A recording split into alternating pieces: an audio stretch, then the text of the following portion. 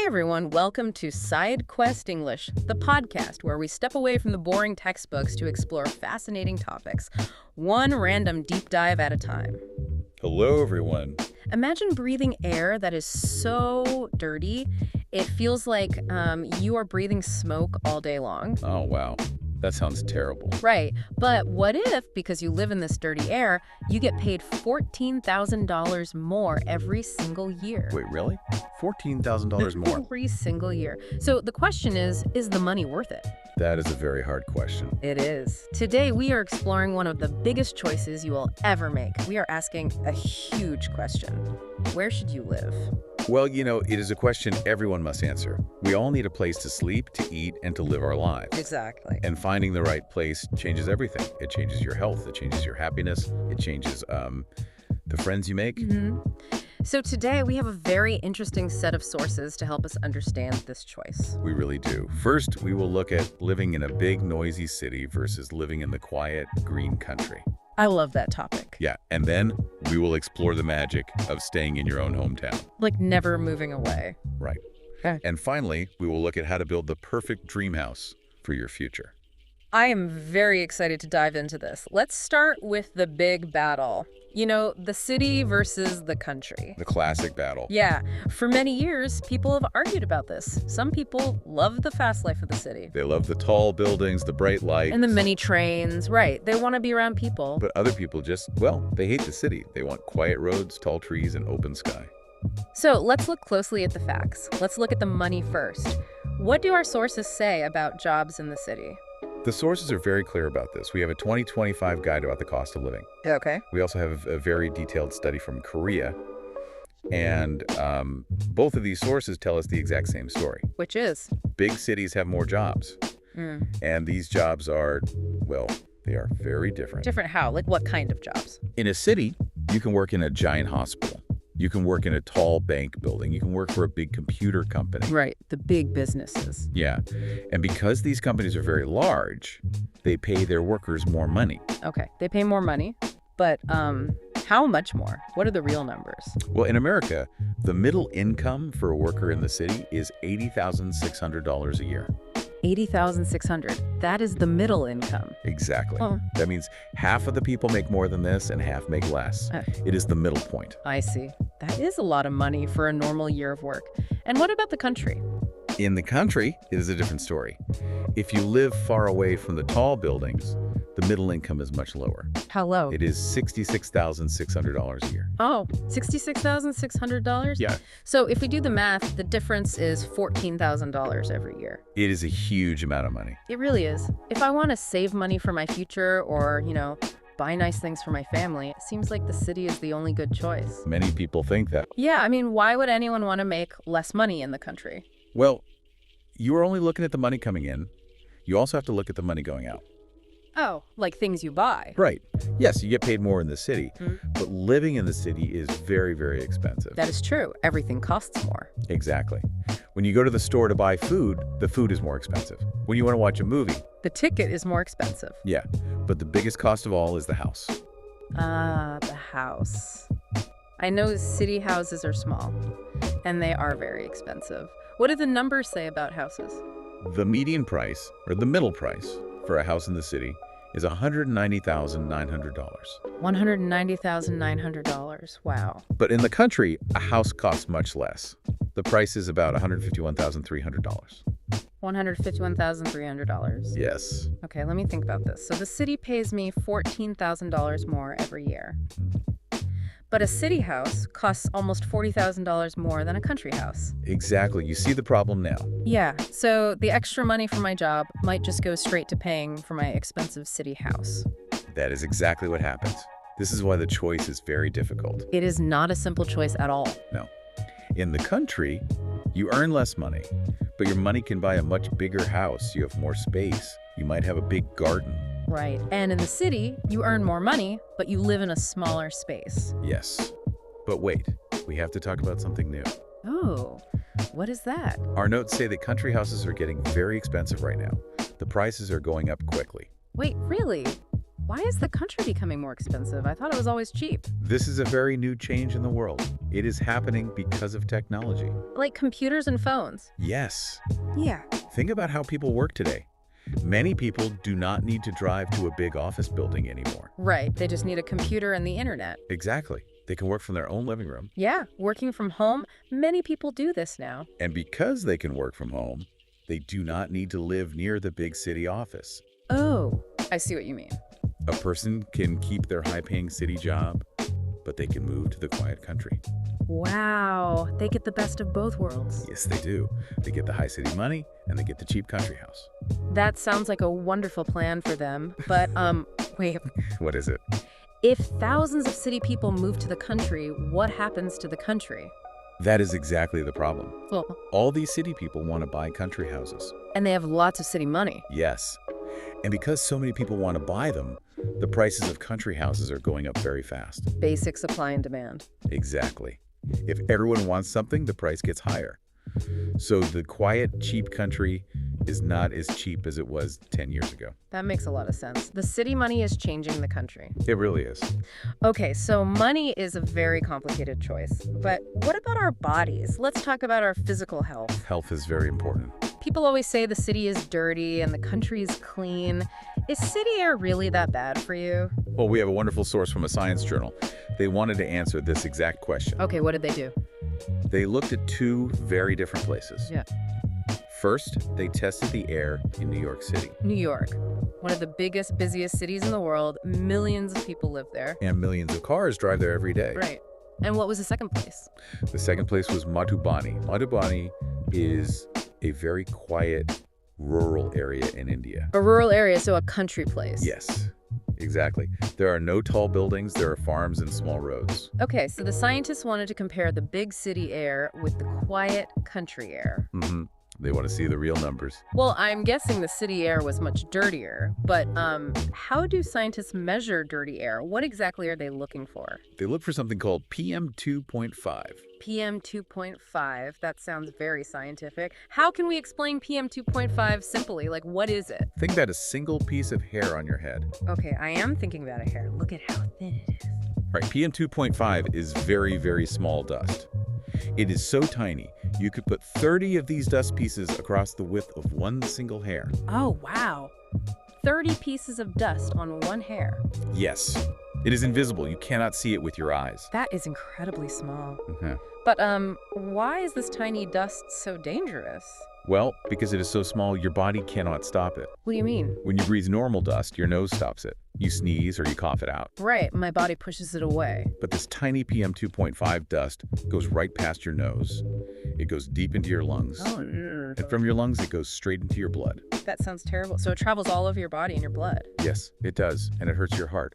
Over a long time, this tiny dust makes your heart weak. It makes it hard to breathe. That is so scary. So the scientists measured this dangerous dust in both places. Yes. In New York City, the number for this bad dust was 78. 78, okay. And what was the number in Madhubani, the country place? In the country, the number was only 28. Wow. 78 in the city and only 28 in the country. A huge difference. The city air has almost 3 times more of this dangerous tiny dust. Where does all this bad dust come from in the city? Most of it comes from cars and big trucks. Ah, the traffic. Yeah, when cars burn gas to drive, they push this tiny dust into the air. Also, big factories make this dust. And there are millions of cars moving around a city every hour. Exactly, so the air is always full of this pollution. Pollution is the dirty stuff in the air. So living in the city is very bad for your lungs and your heart. Yes, it is. But wait, I want to challenge this idea. Okay, what is your challenge? Does this mean the country is perfectly clean? Like, is the country air perfectly safe to breathe all the time? Well, no, it is not perfectly clean. This is a very surprising fact from the research. Really? Yes, Yeah. the country air is much better than the city, but it still has pollution. Where does pollution come from in the country? I mean, there are no millions of cars. There are no giant factories making smoke. In the country, the pollution comes from farms. Farms. Farmers grow plants for food. Sometimes, after they collect the food, they have old plants left on the ground. Right, the dead plants. To clean the ground quickly, the farmers burn the old plants. Ah, they make big fires in the fields. Yes. And these big fires make a lot of smoke. The smoke goes up into the air. Oh, I see. Also in the winter, many country houses use wood to stay warm. People build fires inside their houses. Oh, right. Wood fires. And the smoke from these wood fires goes outside into the country air. This smoke has the tiny, dangerous dust in it, too. So we cannot escape dirty air. The city has car smoke. The country has farm smoke and wood smoke. Exactly. Pollution is everywhere. But the country still has a much lower number. Yeah. 28 is much safer than 78. If I only care about my lungs, I should definitely live in the country. That is correct for your physical body. Yeah.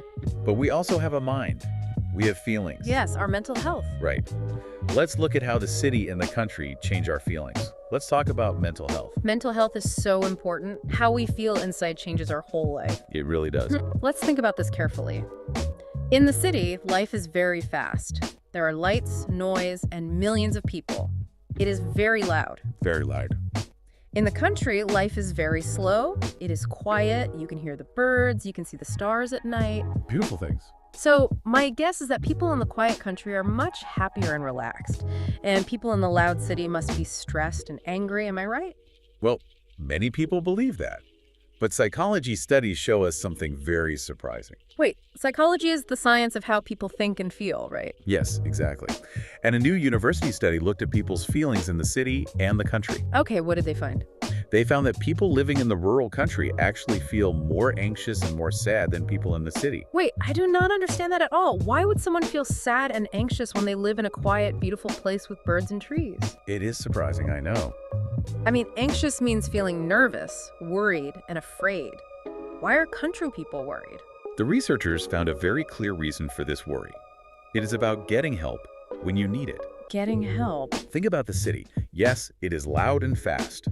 But if you feel sick in the city, what do? Well, I walk down the street, or I take a short taxi ride, and I go to a doctor. There are big hospitals everywhere in the city. There are doctors awake all night. Exactly. In the city, help is very close. Now think about the country. Okay, I'm on a quiet dirt road. You live on a quiet road. The nearest hospital might be 2 hours away by car. Oh, wow. 2 hours. And the nearest doctor might only work 2 days a week. And what if you are feeling very sad in your mind? What if you need a mind doctor? You mean a therapist or a psychologist? Someone to talk to about your feelings? Yes. In the country, there are almost 0 doctors for the mind. It is very, very difficult to find professional help for sadness or anxiety. Oh, I see. Because people in the country know that help is very far away. They feel worried. They think, what will happen if I get very sick? Who will help me? And this distance makes them feel anxious. Yes. Nature and quiet trees are beautiful. But trees cannot give you medicine. That is so true. Trees cannot help you if you have an emergency. That distance from help causes fear. I never thought about it like that. It is a big problem for rural areas. But, we must look at multiple perspectives. We have another study to look at. Okay, what is the next study? This study comes from the University of Minnesota. They looked specifically at older people who are grandparents. Okay, older people. They wanted to know about their friends and their families. And what did this Minnesota study find? Are older people in the country lonely because they're so far away from everyone? Actually, no. The study found that older people in the country often have more friends and family around them than older people in the city. Wait, really? How is that possible? The city has millions of people on one street. The city has millions of people, but you might not know any of them. Oh, that is a good point. You can walk past 1,000 people in the city and never speak one word. People in the city are very busy. They go to work, they go home, they do not always talk to their neighbors. That is very true. I mean, I have lived in an apartment building in a big city for a year, and I still do not know the name of the person living next door to me. It is very common in the city. Okay. But in the country, the culture is different. Because there are fewer people. Yes.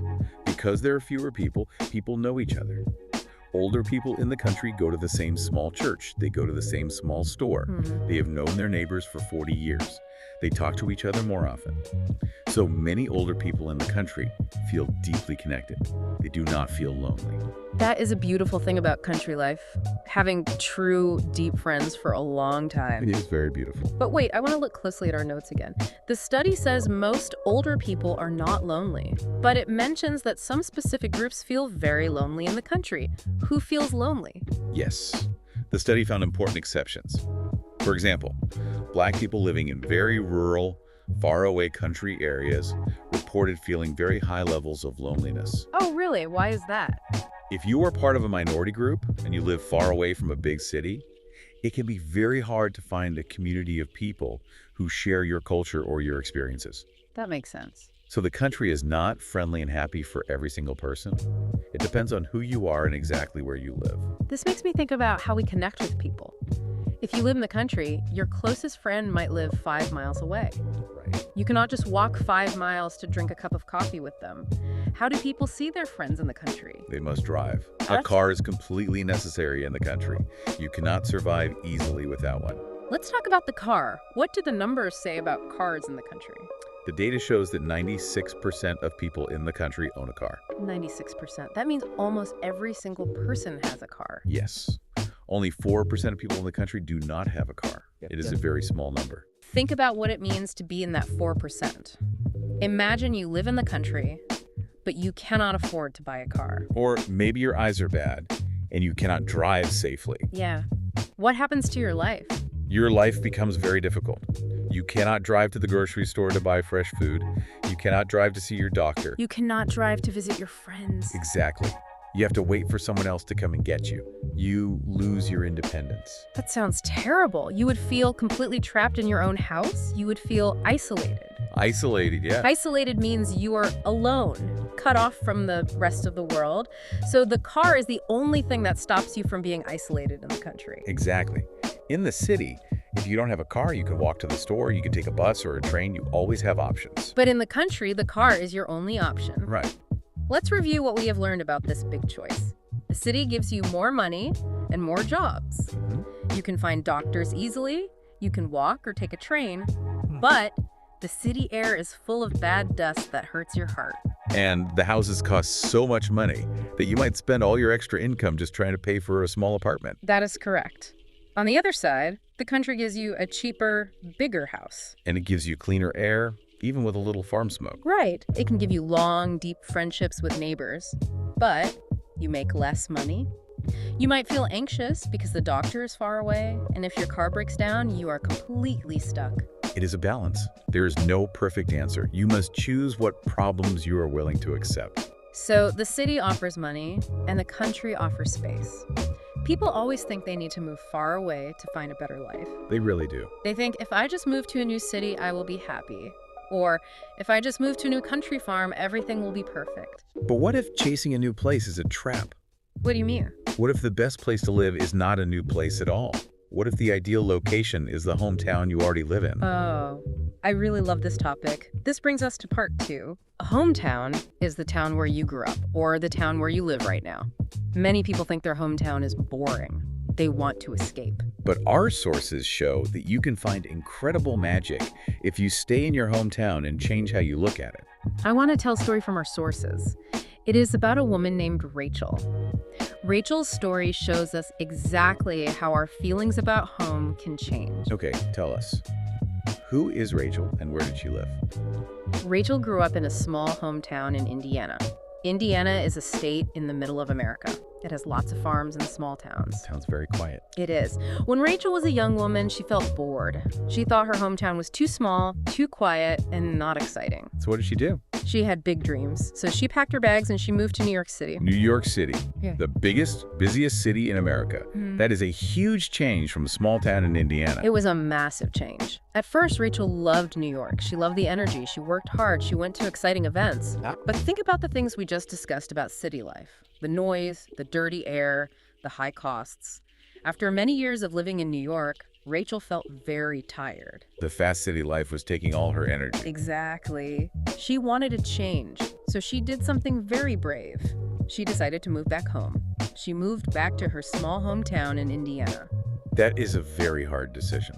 How did she feel when she went back to Indiana? Was she happy on the first day? No, she was definitely not happy at first. She was very afraid. She looked at herself and thought, oh no, I failed. She thought she failed. Why? Because in our culture, we often believe a story.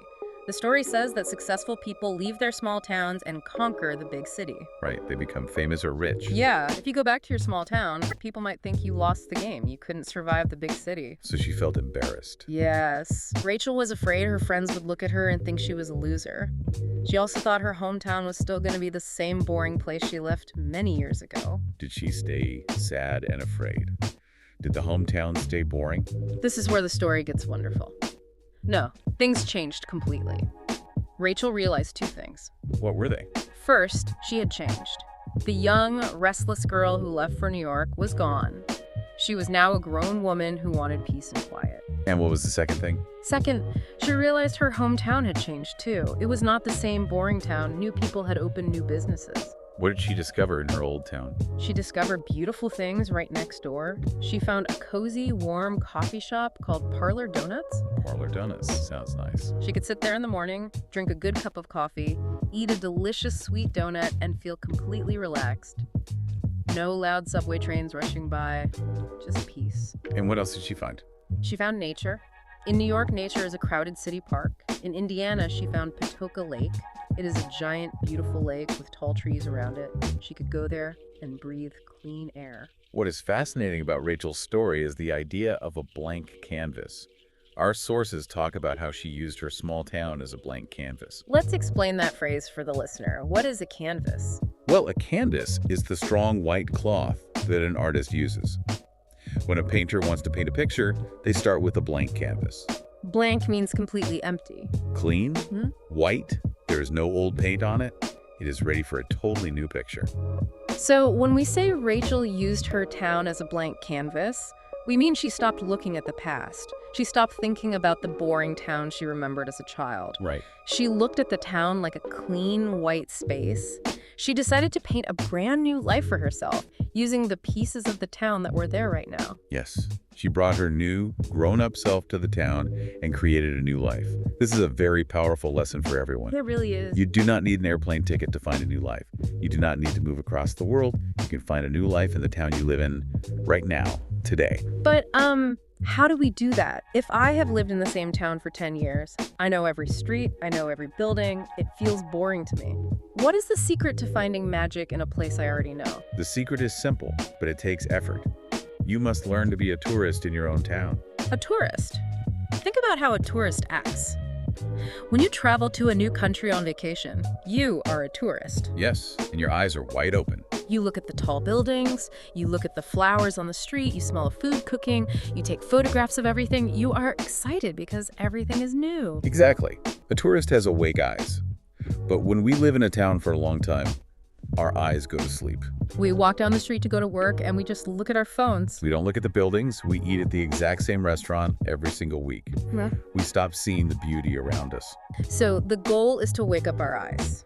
We need to look at our daily street like a tourist looks at a famous city. Yes, we do. Our sources, like the travel blog Always Backed, give us some excellent practical advice on how to do this. How do we wake up our eyes? The first piece of advice is about food. We all have habits. We go to the same places. The blog says, stop doing that. Stop going to the same places. Okay. Find a new local restaurant in your town. Do not go to a big chain restaurant that is the same everywhere. Right, like a famous fast food place. Avoid those. Find a small restaurant run by a local family. Maybe it is a kind of food you have never tried before. Go inside, sit down, and taste the food of your own town. That is a great, easy step. Food is a great way to explore. What is the next piece of advice? The next step is to look up. Look up. When you walk down the street, look at the old buildings. Look at the top of the buildings. Notice the windows. Notice the heavy wooden doors. Notice the art painted on the walls. Oh, I see. Try to imagine when the building was made. Who built it? Why did they build it? It is so easy to walk past an old brick building and never see it. But if you stop and look at the bricks, you might see something beautiful. What is the third piece of advice? The third piece of advice is to travel to the outskirts of your town. Outskirts. That is a very useful word. Let me explain. Imagine a circle around your town. The outskirts is the line right at the edge of the circle. Yes. It is the place where the busy town ends and the quiet nature begins. Exactly. Go to the outskirts. Maybe there's a small forest, maybe there's a river, or some high hills. Go there And look back at your town. See how the town sits in the nature. Experience the quiet edge of the place you live. I love this idea of finding new things in old places. It makes me think of a very good analogy. Oh, I like analogies. What is it? Imagine you have a favorite winter jacket. You have worn this jacket every winter for 5 years. Okay, my favorite jacket. You put it on without thinking. You know the zipper, you know the color, you think you know everything about this jacket. But one cold day, you put your hand deep inside and you discover a secret pocket. A secret pocket inside the jacket. Yes, a hidden pocket you never noticed in 5 whole years. It was always there waiting for you to find it, but you never looked closely enough. Our hometowns are exactly like that jacket. Your hometown has secret pockets. That's a brilliant way to explain it. Your town has a secret garden behind a building. It has a beautiful old bridge you never drive over. It has a funny, interesting person sitting in the park with amazing stories to tell. The secret pockets are everywhere. You just have to be a tourist, open your eyes, and look for them. And technology is actually helping people do this today. It is not just about walking outside. Young people are using modern tools to share their hometowns with the world. Oh, right. Have you heard about the My Hometown project in our sources? Yes, the My Hometown project is a wonderful example of sharing culture. Students in different countries are using their mobile phones to make special video tours of their small, normal towns. And they use something called virtual reality, or VR. Virtual reality. Let's explain VR. VR is like putting magic computer glasses over your eyes. Big glasses. Yeah, when you wear these big glasses, you cannot see your own room anymore. The glasses trick your brain. Suddenly, you feel like you are standing inside the computer game or standing in a completely different place. Exactly. These students use special cameras to film their streets. Then, a student living in a big city in America can put on the magic VR glasses. And what happens? Suddenly, the American student feels like they are walking down a small, quiet street in a village in Japan or a small town in Africa. They can look left, look right, and see the real life of another person's hometown. That is incredible. They are sharing the secret pockets of their town with the whole world, no airplane needed. But even without the magic computer glasses, real travel is changing. Yes, our sources talk about a new trend called local heritage travel. Local heritage travel is very popular right now. Let's explain the word heritage. Heritage means the history, traditions, and culture that come from the people who lived long ago. The old history. Right. It is the story of your grandparents and their grandparents. It is the story of the ground you walk on. So local heritage travel means traveling to find the history of your own local area. Yes. For many years, people thought they needed to fly to Paris, France, or Rome, Italy to see history. They wanted to see famous old castles. But now, people are staying home. They're walking around their own towns to find the hidden history right next door. What kind of history can you find in a normal town? We do not have famous castles everywhere. You can find amazing things. People go to visit old cemeteries. A cemetery, a quiet place with green grass and stone markers where people from long ago are buried. Yes, by reading the names and the dates on the stones, you can learn about the families who built your town. That is very interesting. People also visit old factory buildings. They learn what the town used to make 100 years ago. They're learning the story of their own ground. Learning the story of your own ground. I love that. So let's bring part 2 together. We learned that moving to a new city is not the only way to be happy. Rachel tried the big city of New York, but she found true peace by going back to Indiana and using her town as a blank canvas. If you want a new adventure today, you do not need to pack a bag. You just need to be a tourist in your own town. Eat new food, look at old buildings, and find the secret pockets in your jacket. It is a wonderful way to live. But now we have an important question. We know about the city and the country. We know about loving our hometown.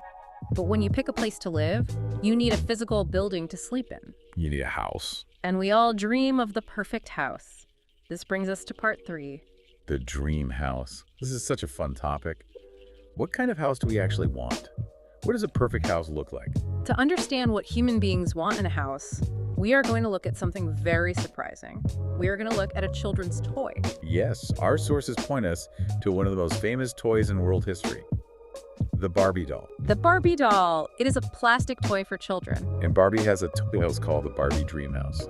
But why are we talking about a plastic toy house on a podcast about real life? Because the toy house is not just a toy. The company that makes the toy always tries to copy what real adults want.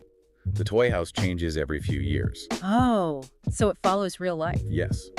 By looking at the history of the Barbie dream house, we can see exactly how real human dreams about houses have changed over the last 60 years. We have a great article from a magazine called Pin UP. It tells the whole history of this toy. Let's travel back in time. We're going to the year 1962. It is a very long time ago. Yes, it is. What did the very first Barbie dream house look like? The 1962 dream house was very simple. First of all, it was made of cardboard. Cardboard. That is thick, brown paper. It is the same paper used to make delivery boxes. Exactly. It was not made of strong plastic. It folded out like a small book. A cardboard house. That is very simple. But what was inside the house? This is the most interesting part. Inside the 1962 house, there were lots of books on the walls. There was a record player for music.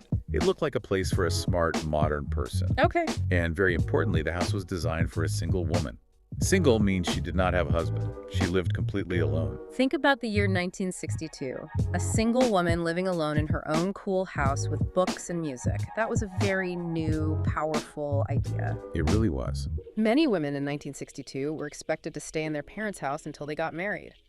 This toy told young girls, you can have your own house. You can live alone and be happy. Exactly. And the most shocking thing about the 1962 house, there was no kitchen. No kitchen. A house with no place to cook food? Why would they build a dream house with no kitchen? It was a strong message. In 1962, many women spent all day in the kitchen cooking for their families. The toy company wanted to show that Barbie was an independent, free woman. She didn't have to cook? Right. She read books, she listened to music. If she was hungry, maybe she went out to eat at a nice restaurant. She did not want to spend her life washing dishes in a kitchen. The dream was freedom. The dream was freedom from cooking. I love that. Okay, let's jump forward in time. It is now 1974, 12 years later. Does the dream change? Yes, the dream changes completely. The 1974 house is no longer a small cardboard box. It is a tall tower. It is 3.5 feet tall. It has 3 different floors. The tall tower. What is inside it? It has a very cool artistic style. It is filled with green plants. It has special chairs that look like they're floating in the air.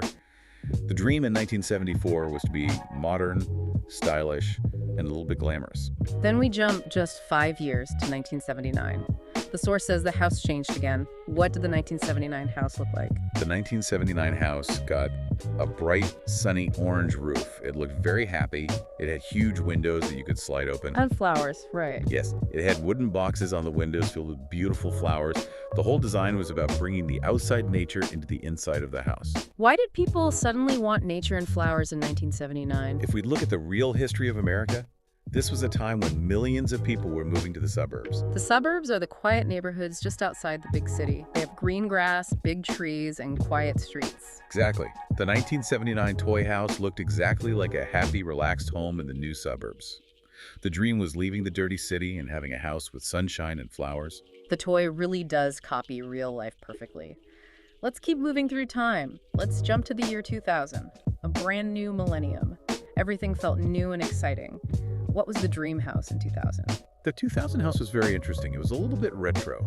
Retro means it looked backward. It copied older styles from the past. But it used fun, modern materials. For example, the chairs inside the house were made of clear plastic. You could go right through the chair. Oh, that sounds fun. It felt bright, modern, and very fun. The dream was to be playful. Playful and modern. Okay, let's jump to recent times. The year 2021. The world is very different now. We have phones, the internet, and new ideas about how people should live. How is the 2021 modern dream house different from the 1962 house? The 2021 house is huge, and it is very different. First, it is not just for one single woman living alone. Oh, it's for more people. The house is designed for sharing. It has many rooms for friends to come and visit. It has a pool for swimming that you can move around. It has a barbecue for cooking food outside with a group of people. So the dream has changed from I want to be alone and independent to I want to share my beautiful space with all my friends. Yes. Community is the new dream. And there is another very important addition to the 2021 house. It has a ramp. A ramp. Let me explain that word. When you want to go up to a door, you usually climb steps or stairs. But if a person is in a wheelchair, a chair with wheels for someone who cannot walk, they cannot climb stairs. Right. A ramp is a smooth, flat path that goes up slowly. A wheelchair can roll right up the ramp. Exactly. The toy house added a ramp. This shows that the modern dream is about being inclusive. Inclusive means everyone is welcome. Yes, everyone can enter the house easily. The perfect house is a place where every person, even if they cannot walk, feels comfortable and safe. That is a wonderful change. The history of this simple toy is amazing. It proves that a dream house is not a fixed thing. It changes when the world changes. It really does. What we wanted in 1962 is not what we want today. So this brings us to real life right now. What do real adults want in a house today? What will the dream house of the near future look like? We have a great report for this. It is from a company called James Hardie. They are experts in building houses. They created a forecast or a prediction of what real modern homes will look like in the year 2026. The year 2026 is very close. It is. What does the James Hardie report say? What do people want in 2026? The report says we must think about the last few years. The world has been difficult. There have been huge storms and very bad weather. There have been diseases. Things are very expensive. Yeah, it has been hard. Because the outside world feels difficult and chaotic, people want their house to be two main things: safe and flexible. Safe and flexible. Safe is easy to understand. People want strong walls to protect them from bad weather. They want to feel secure when they lock the door. Yes? But what does flexible mean for a house? A house is made of wood and stone. It cannot bend or move. Flexible means the rooms inside the house can change and do many different jobs at the same time. Oh, the rings change jobs. Think about houses from 50 years ago. A bedroom was a room only for sleeping. You put a bed in it and nothing else. A kitchen was only for cooking. A dining room was only for eating. Every room had one simple job. But that is not true today. No, it is not. Today, houses must do everything. Like we talked about earlier, people work from home. So the house is now an office. But the house is also a gym where you exercise in the morning. It is a classroom where children do their homework. It is a place to sleep. It is a place to eat. One house must support your entire life. So the spaces inside must be flexible. A kitchen table might be a desk for a computer in the morning and a place for dinner at night. That makes perfect sense. We're asking our houses to work much harder for us now. The James Hardie report also talks about new styles. It talks about how the houses will look in 2026. Oh, the styles. There are some very fun names for these styles. I want to explain them because they show what people are feeling inside. Let's talk about a few of them. Yes. The most popular style in the report is called Japandi. Japandi, that sounds like a mixed up word. What does it mean? It is a mix of two words and two cultures. It is a mix of Japanese style and Scandinavian style. Scandinavia is a beautiful, cold region in Northern Europe. Okay, Japanese and Scandinavian. Both the Japanese culture and the Scandinavian culture love things to be calm, simple, and clean. So what does a Japandi house look like inside? A Japandi house does not have bright, crazy colors. It does not have a lot of messy things everywhere. It uses light-colored wood. The lines are straight and clean. It feels very quiet. I can understand why people want that. We just said the world is fast, loud, and full of computer screens. We are all staring at our phones all day. Our brains are tired. Very tired. So when we come home, we do not want more noise. We want a Japandi house. We want a place that feels like a quiet temple. We want our eyes and our minds to rest. Exactly. The simple design helps your mind relax. It is a cure for the busy, modern world. Now, there is another popular style in the report. It is called modern farmhouse. Modern farmhouse. Let's break this down. A farmhouse is an old house in the country, sitting on a farm. Usually has lots of wood, big heavy doors, and a giant kitchen for a big family.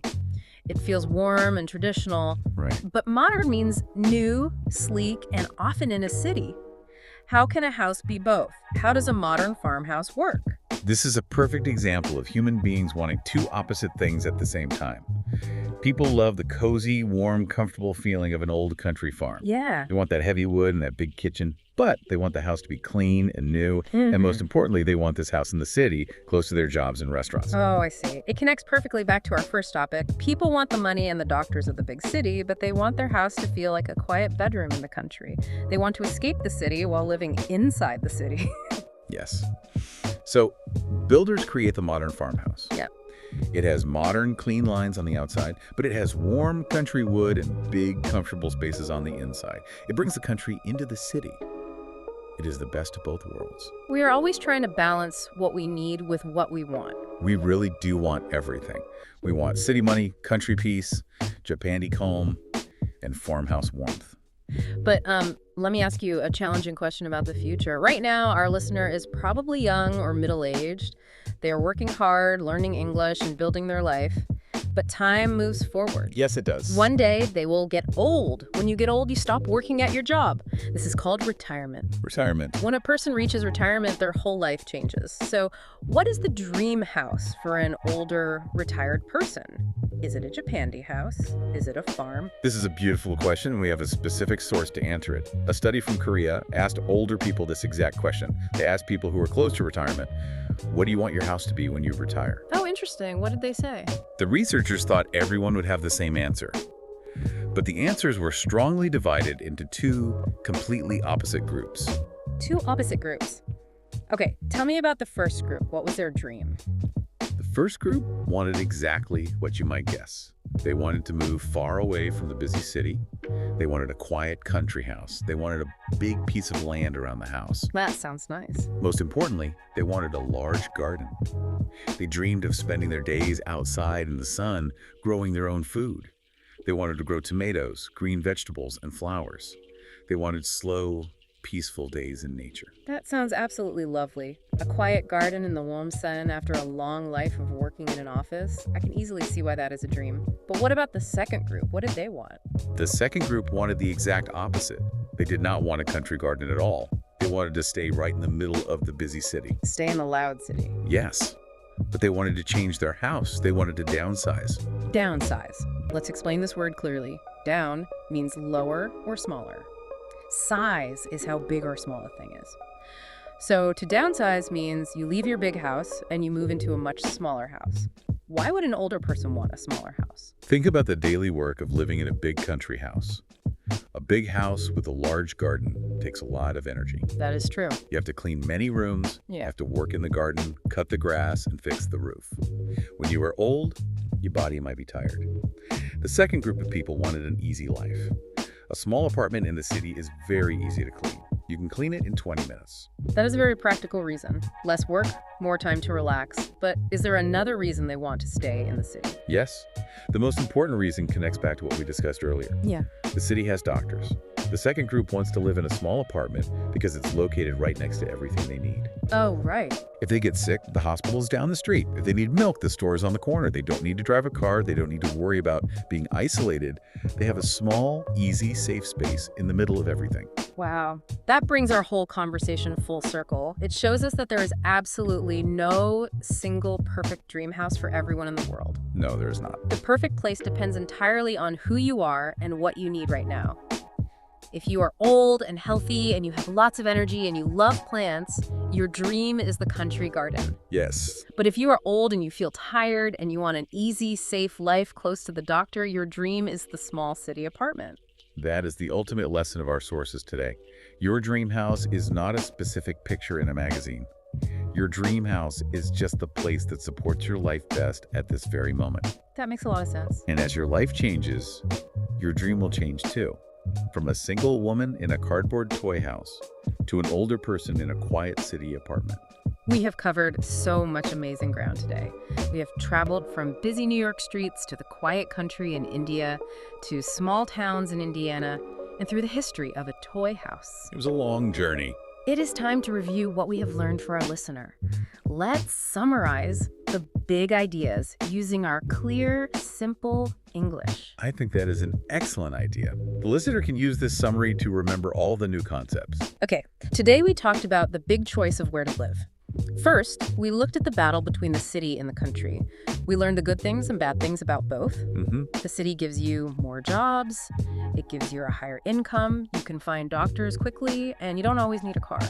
But the city air is full of tiny, dangerous dust that hurts your heart, and the houses are very expensive. And then we look at the country. The country gives you a cheaper house with more space.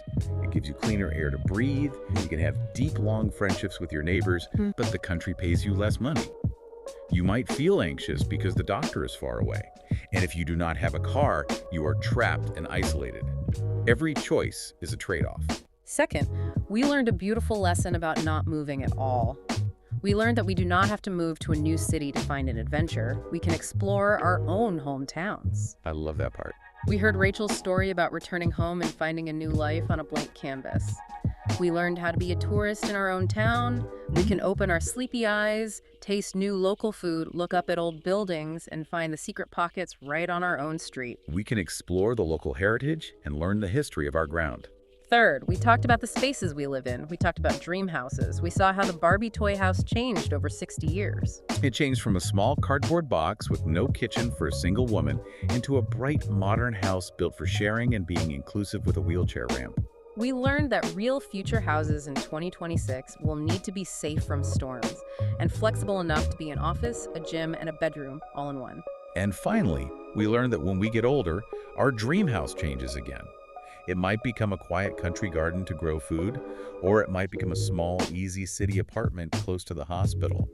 A true dream house always changes to fit the shape of our life. That is a very clear and perfect summary of all our sources today. Now, before we finish, I have a call to action for you, our listener. What is the call to action? The call to action is a special challenge. It is something I want you to do in your real life today. I love a good challenge. What should they do today? Today, when this audio finishes, I want you to stand up, walk outside your house or your apartment building, stand on your street, take a deep breath. Okay, take a deep breath. Now, look at your street like you have never seen it before in your life.